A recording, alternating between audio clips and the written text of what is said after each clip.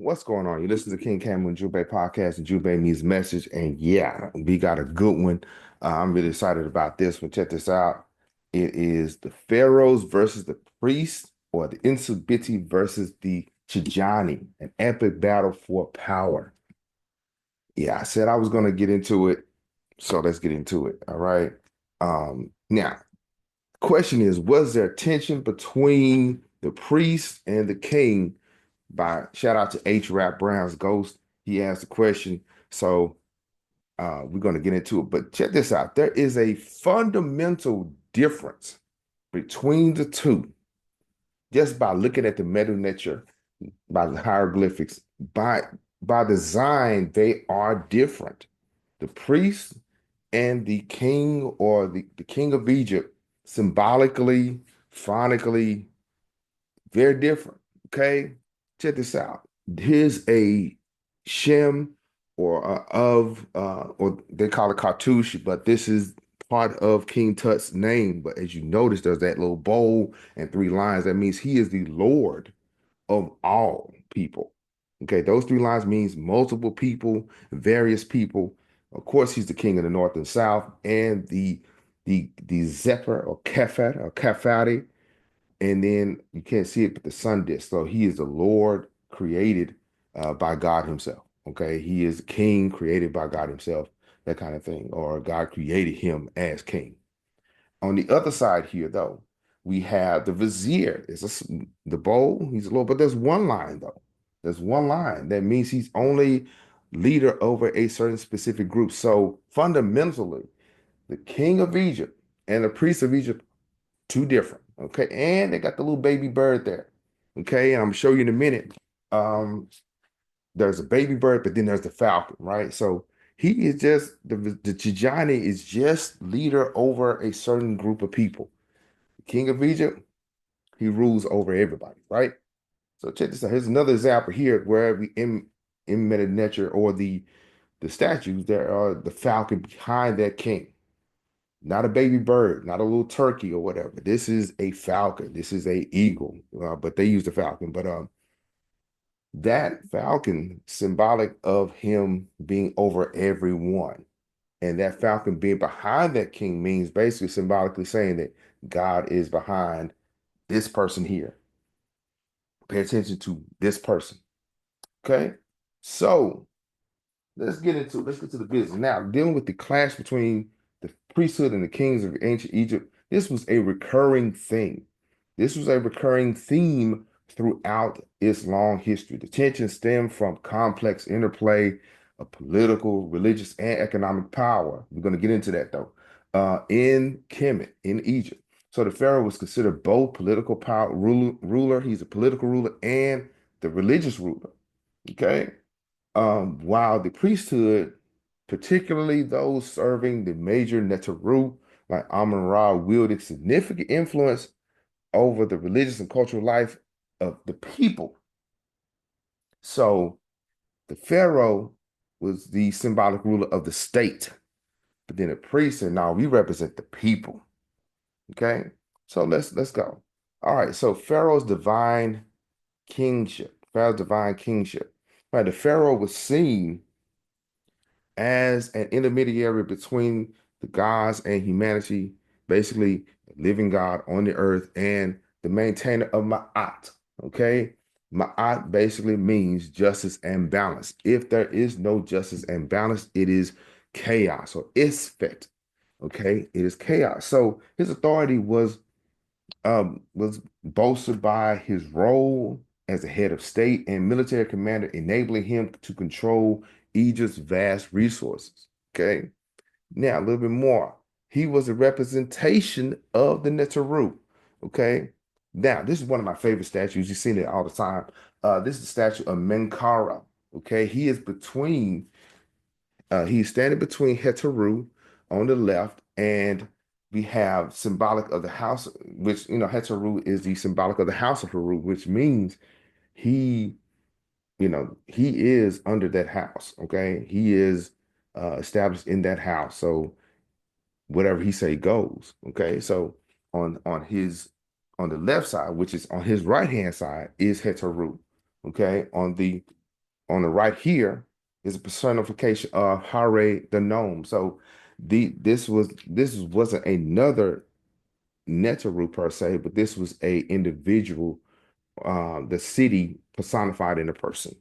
Okay, so he as the Pharaoh, as king of Egypt, he represented uh Heteru, and as you can see, he represented the state or the gnome, right? Now, here's another one of my favorite pictures here where Heteru is seated, and then she got around her arms around Menkare, which means she supports him. But there's another thing for my sisters, okay? Check this out. We will deal with Queens of the South in the spring, but in order for him to be ruler, it came through his mother. So the the power came through the mother. So that's the reason why she is now seated here in between them both. Okay. Wisdom, Heteru, the house of Horus. In order for him to even be the king, he had to be established through the house of Heru. Okay. Now, here it is. Now, the priesthood. The priesthood. Okay. Now, as Egyptian religion developed, temples became wealthy institutions, accumulating land, resources, and labor. So these priests, these people, had a lot of influence and a lot of power, and so they they ran it. Okay, so when you see these priests, they had something going on, right? So of course we had the priestly order, the high priest, the Himnetetepi. Okay, the high remember there's priestly orders, the high priest, for example, the priest of Amun, which of course before the Middle Kingdom, the Old Kingdom was the priest of Osiris, okay, the high priest of Osiris. So, but once uh Egypt evolved as a nation, they changed the letters from Amun, I mean from Osiris to Amun. So we have the high priest, then we have the chief priests or overseers of the priests. Okay. It's Necha. All right. So we have the high priest, the chief priest, and then everybody else. Shem priest, the lector priest there, the, ordinary priest, or the Wa'a and the Wa'a priest, which we discussed this before. Now, here's the cause of conflict. Why was there conflict? We already understand that there's a fundamental difference between the kings and the priests, right? But here's the conflict. There's economic rivalry, political rivalry, and religious rivalry. Okay? There's economic rivalry, political, and religious. So, economically, money, the temples, especially those dedicated to Amun and Thebes or Waset, owned extensive lands and resources, rivaling the wealth of the pharaoh himself. So these buildings, these properties, these resources was a wealth in and of itself. And temples cost money. To build these temples, they cost money. All right, just like this one of my favorites, temple in Waset, that we discussed that is over 800 feet long in length, and it took quite a few pharaohs to build, and it cost money to build it. Okay, so how they do it? They did it through donations. Okay, donation. And so remember, when they paid for this, they had to pay for, say, uh, workers, farmers, artisans, masons, the lands provided grain. These properties, these temples provided grain, cattle, and other resources that rivaled the pharaohs. Okay, so these buildings created self-sufficient economic network that the state found difficult to control. So, but got to go along to get along, right? So the pharaohs, in efforts to legitimize their rule or curry favor with the gods, they often donated lavish gifts to the temple. Okay, so over generations, this practice resulted in the temples amassing precedented wealth and autonomy. Okay, so inscriptions on temple walls often recorded these donations, serving as both spiritual record and public declaration of the temple's growing influence. So The pharaohs played a little politics, okay? So they played a little into it, right? So pharaohs often commissioned art and inscriptions to depict themselves chosen by gods, okay, reinforcing their divine legitimacy over the priesthood. Conversely, the priesthood could invoke divine displeasure or omens to undermine the king, such as blaming natural disasters or military defeats on royal impiety. Now, this is one of my one of the statues of Ramses II. Okay, Ramses II. As you notice, his left foot is forward. Whenever you see that, fam, whenever you guys see that, that indicates that he is still living. Whenever you see a statue of a king at the of Egypt or queen of Egypt, and their left foot is forward, that lets you know that he was living, he or she was living at the time.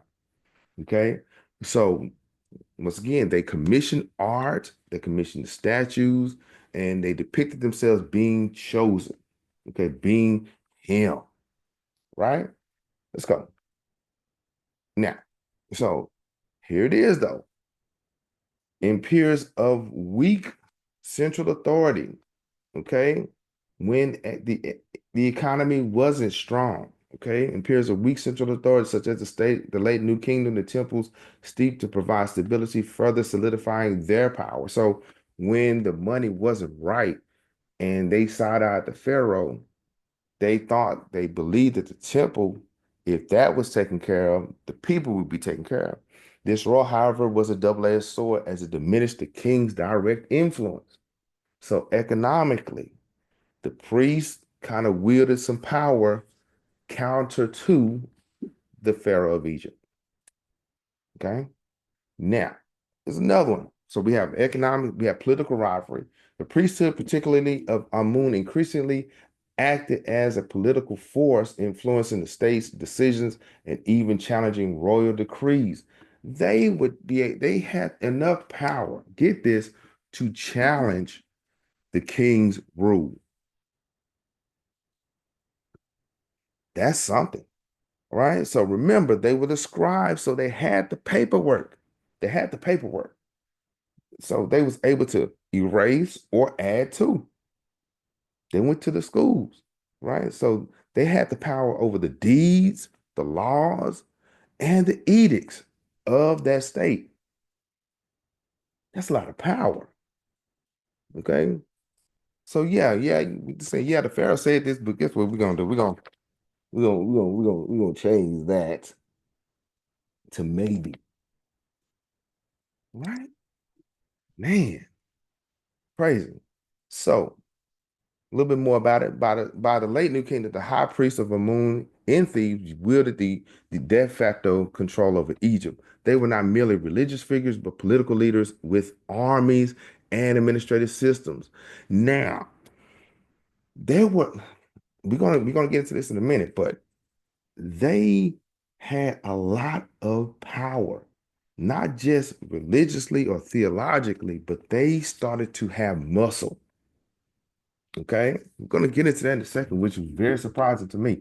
But get this. This priest Aten in the picture, this is what they wore. Okay. You have the leopard skin there, you have his apron, and of course, he's stepping out with his left foot. Okay. And get this, they had to earn that leopard. They had to earn the leopard skin. Okay. So they just didn't just put on something just to be putting it on because it was nice. All right. So, yeah, so they had economic influence and political influence, right?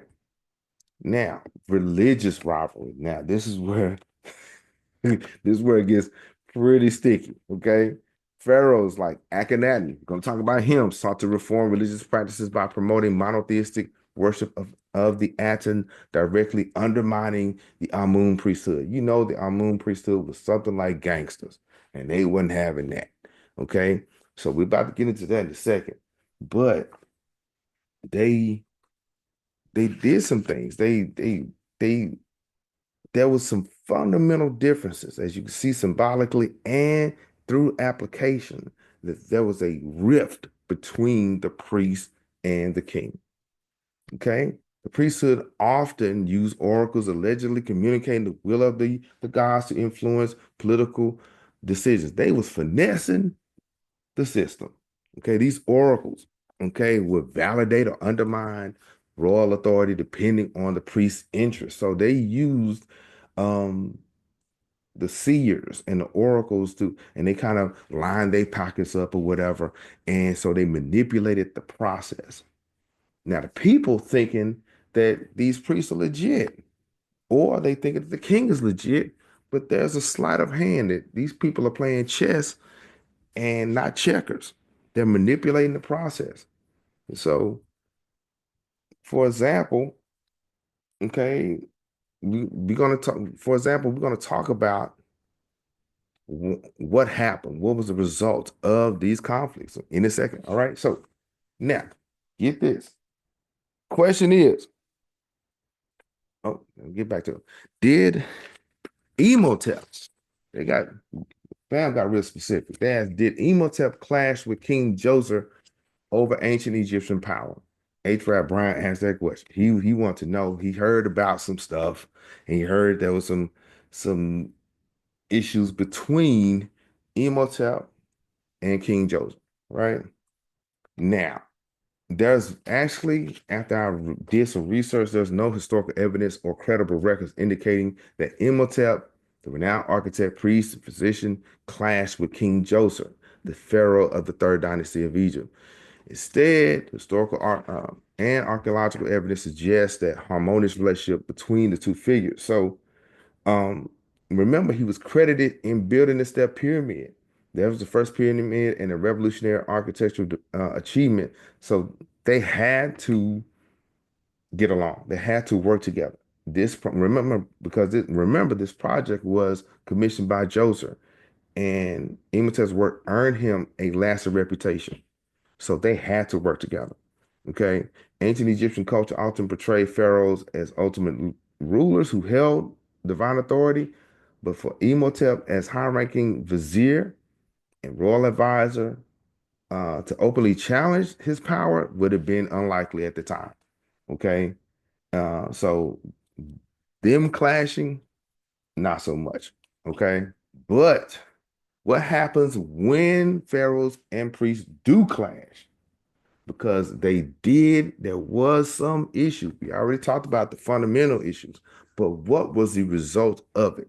We know Imhotep and them didn't, okay?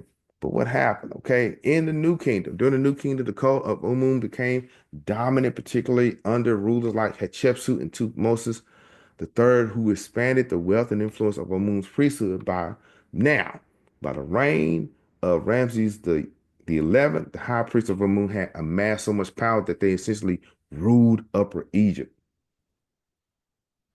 They ran that, okay, leading to the division of Egypt during the third intermediate period. Now, yeah, we got to deal with the obvious. Got to deal with the heretic. That's what they would call them, the heretic, the Amana period. Akhenaten um, attempted to centralize power by instituting the worship of the Aten, sidelining the Amun priesthood. Akhenaten's radical monotheism was a issue. It was a major problem. Okay, his radical monotheism was not just a spiritual shift, but also a political move to break the economic and ideological stranglehold of the Amun priesthood. Okay. Um, so so remember, Atenism emphasized the direct worship of the sun's life-giving energy, with Akhenaten's position as role as intermediary between the Aten and humanity. So he replaced himself as the priest. Now, even though he and many others were were trained under the priesthood, but they, of course, and in time, they were not the same. Now, of course, his grand vizier, Aten, lived during the 14th century before Common Era, 18th dynasty. He served King Akhenaten, and he served during the Amarna period. He helped implement Akhenaten's vision of centralized worship around the Aten, coordinating administrative reforms in the new capital, Ak Akhenaten. Akhenaten. Okay. Now, do you think, still ask the question, do you think that was necessary? Okay. Do you think that change was necessary? Now, remember, Atonism emphasized the direct worship of the sun, and Akhenaten disbanded the Amun priesthood. You know these folk didn't like that, especially the elders, the older generation who knew his mother and his father. They weren't for that, and so he redirected resources to the Aten's cult and defaced temples of Amun. So not only you took their money, you knocked their buildings down. Can't do that. So during the Amana period, you disbanded the priesthood and their stuff. He closed many traditional temples, stripped Amun's priesthood of its privileges, and erased references to Amun and the other Neteru in monuments. He did that. Now, remember, I know some of you guys may not recall, but when Tutmosis III came into power, he took down some of Hatshepsut's work. But that was more of a kingly flex, saying, hey, I am king now. But that was from a political standpoint. Akhenaten was doing this from a religious standpoint, right? Now, by relocating the capital to Aten and promoting the Aten worship, Akhenaten sidelined traditional temples, disrupting Egypt's established religious and economic systems. The backlash was immense. The temples restored, and the Amun's priesthood reinstated after his death. Now, this period became known as the Amana heresy. That's why I called him the heretic. Okay. Now, but he he did he it was other things that I think there was some other things that was happening. Understand, he was a family man. He loved his family, he loved his children, and you can see that in the imagery. But there was a lot of external forces that was coming into Egypt that he as king avoided. Okay. There was some things that I think he avoided. So um and it came back to bite him. Okay. Now, what was the difference between what was the fundamental difference between, say, the priest of Amun and the priest of the Aten? Now, Amun priesthood, I'm reading this from my notes. The hierarchical, the structure was deeply integrated by the state administration for the Amun priesthood. For wealth and influence, vast land holdings and temple wealth allowed the priesthood to dominate Egypt's economy. Theologically, Amun was the hidden one, so they already understood that that power behind everything, the unmoved mover. So that was them. So the Amun priesthood, they had a structure, they had money, and their theology, even though old, was kind of in line with the Aten, but you know. So the Aten priesthood, it was more centralized around the Pharaoh, not around the state. It was around the Pharaoh. And the role of the Pharaoh was as the mediator. Okay. In theology, Atonism rejected traditional temple rituals, focusing instead of the open air worship and the sun's visible presence. So it was theologically, it was fundamentally different, where the priests of Amun would do their thing inside the temple, where the priest of Aten would be outside. Okay. Let's continue. Now, the third intermediate period. During this period, the high priest of Amun effectively ruled from Waset, while the pharaohs controlled the north of Tanis. Now, this division marked the decline of central royal authority and the rise of regionalism. Remember, I told you there was about 40 plus nomes, and each nome had their own noble or vizier, or state leader. But over time, that became a problem. That became an issue, right?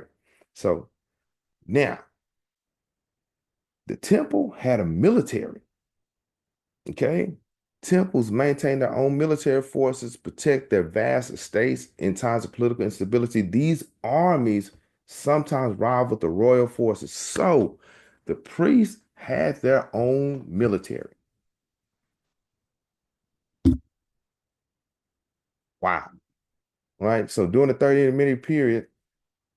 intermediate period, the high priests of Amun used their armies to enforce their control over Upper Egypt, effectively ruling as kings in all but name. So yeah, they had their own military. They wasn't just, praying and incense burning. They threw hands. They had their guy. They had their people. So my question is, did you know that the temples had their own military? I didn't. That's new. I always thought just the Magi was the army and they served Pharaoh. I didn't know that the priests had their own military. Okay. I didn't know that. So, and remember, this was a snowball effect. This is after, say, Akhenaten and the Amun priesthood reclaimed its power. And they knocked down the monuments and temples and got their money back. So they weren't, they weren't just weak and docile individuals. As you notice, I told you about that leopard skin that he wore. These guys, they had to earn that. They had to go out there and do it themselves. They didn't have somebody do it for them. Okay. And the staffs that they have in their hand, it wasn't just for show. And that little rod that they have, it wasn't for show. Okay. So now, during the reign of Ramses the 11th, the priesthood used oracles to consolidate the power to justify the control over large swaths of country. Now, at this point, this is Ramses the 11th. Do you think they were justified in trying to reset Kemet? What do you think? Comment below. All right. Let me know, because at this point, there was a lot of foreigners there. The Phoenicians were there. The Greeks was there. Do you think at this point they was done playing political chess and actually trying to bring Egypt back to the people, or make it Egypt of the people, right? What do you think? Now, what's next? That's all I got. But Queens of the South or Ladies of the North and South, that is next spring.